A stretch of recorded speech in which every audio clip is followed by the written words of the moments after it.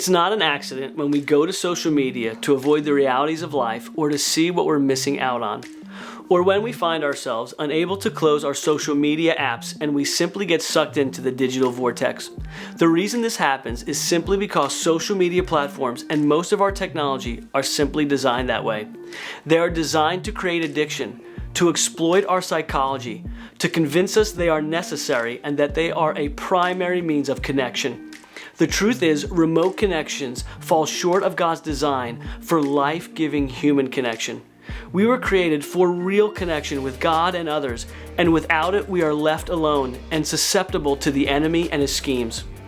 Paul, writing to a young pastor named Timothy, says it like this: "Flee the evil desires of youth and pursue righteousness, faith, love, and peace, along with those who call on the Lord out of a pure heart."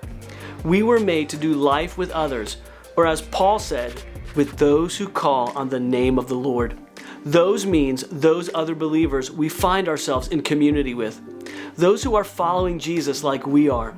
Like a burning ember that is removed from the fire, when we remove ourselves from spending time with other believers, our fire for God starts to go out and we become an open target for the enemy.